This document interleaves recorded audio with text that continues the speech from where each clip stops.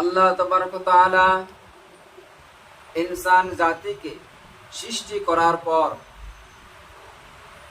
এমনকি এই পুরো দুনিয়াটা সুন্দরভাবে সাজানোর পরে এই দুনিয়াতে আল্লাহ তাবারক ওয়া তাআলা ইনসান জাতিকে সৃষ্টি করে পাঠিয়েছে।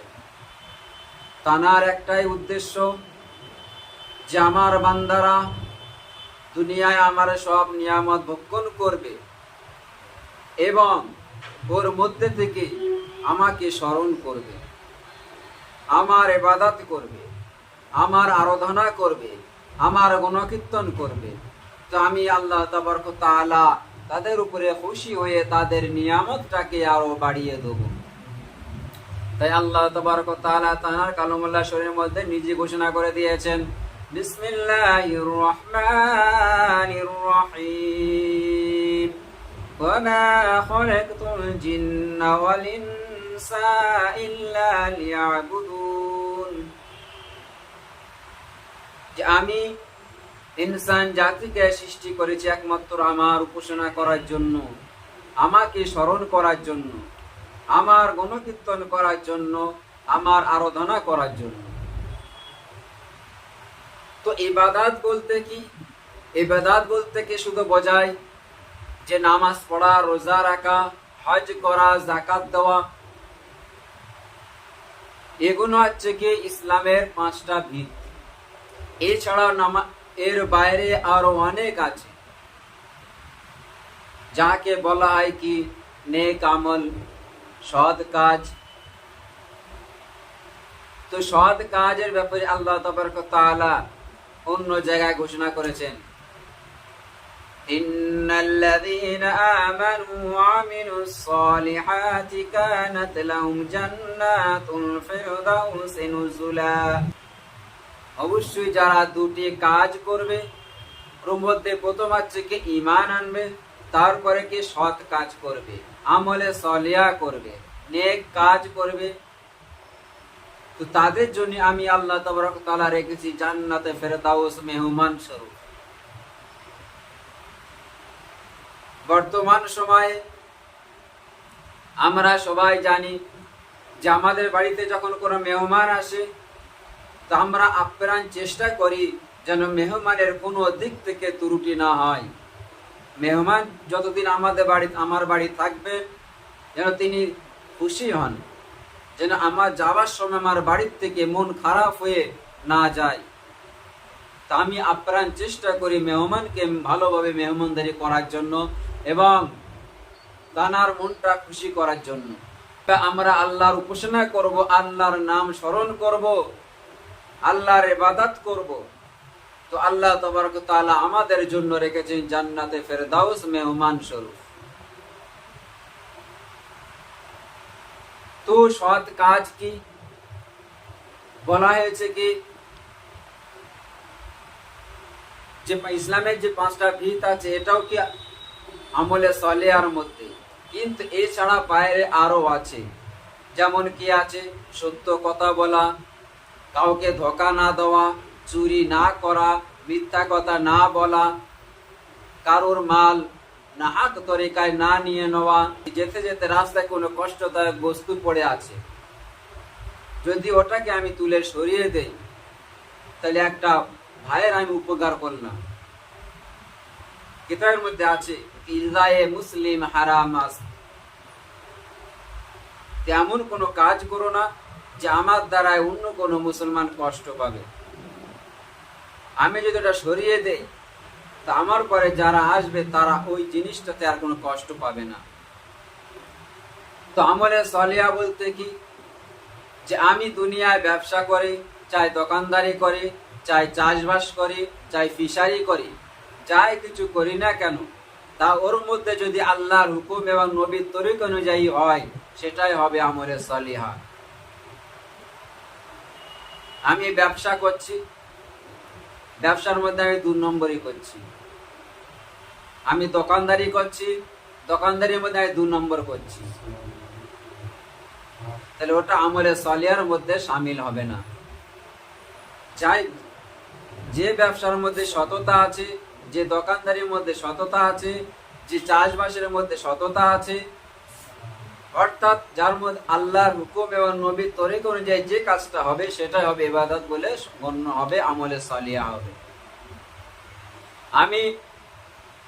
আমি মানুষদের সঙ্গে যদি সৎ ব্যবহার করি, এটা হবে আমলে সালিহা। এই ব্যাপারে আল্লাহ রাসূল সাল্লাল্লাহু আলাইহি ওয়াসাল্লাম বলেছেন, তোমাদের মধ্যে ওই ব্যক্তি উত্তম যার ব্যবহার ভালো। আমি দুনিয়ায় যতদিন থাকবো যেন সবার সঙ্গে ভালো ব্যবহার করে যেতে পারি, ভালো ব্যবহার করে যেন চলতে পারি।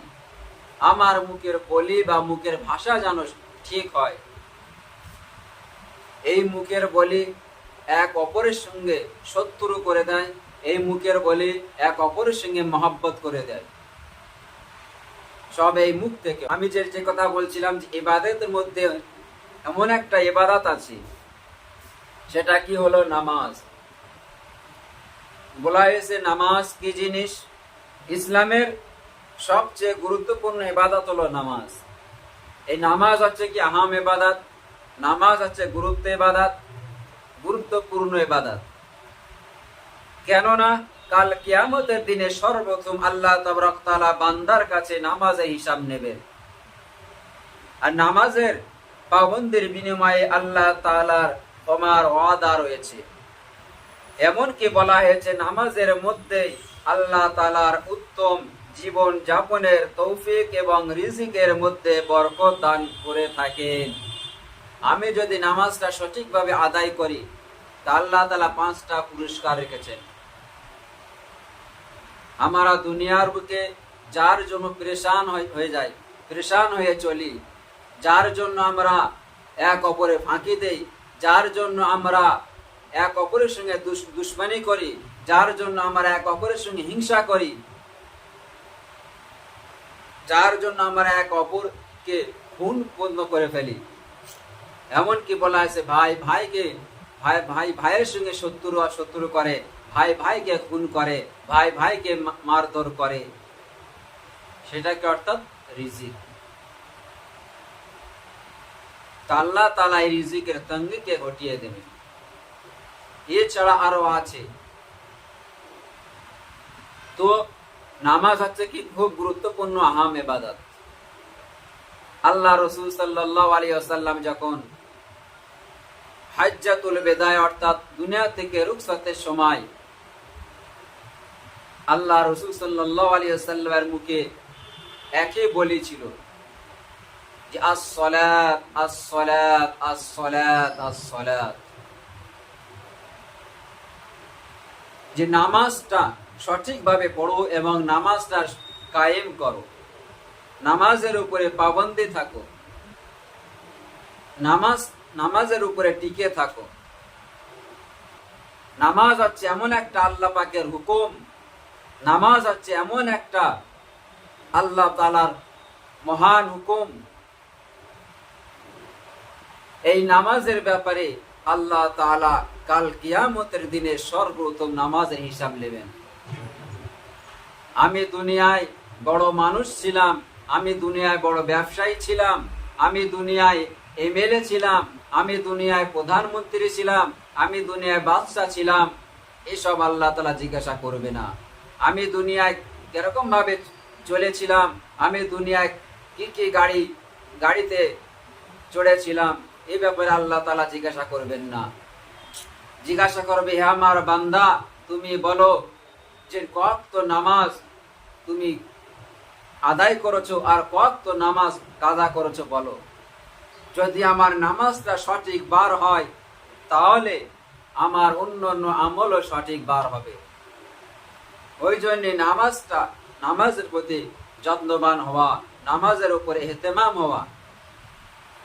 আল্লাহ তাবারক তাআলা আমাদের উপরে যে জিম্মাদারি দিয়েছেন, এ আল্লাহ তাআলার একটা হুকুম, আল্লাহ তাআলার একটা আহকাম। কেননা আল্লাহ তাআলা আমাকে পাঠিয়েছেন তানারই উপাসনা করার জন্য, তানারই নামটা শোনার জন্য। আমি দুনিয়ায় যদি খানা খাই, তাতে কেউ আল্লাহ রাসূলের সুন্নাত যদি অনুযায়ী হয়, তাহলে সেটাই হবে আমলে সালিহার মধ্যে শামিল, তাতে আমি সওয়াব পাবো। আমি ছোট থেকে বড় দুনিয়ায় যা কিছু করি না কেন, যদি ওর মধ্যে আল্লাহর হুকুম নবীর তরিকা হয়, সেটাই হবে আমলে সালিহার মধ্যে সমান।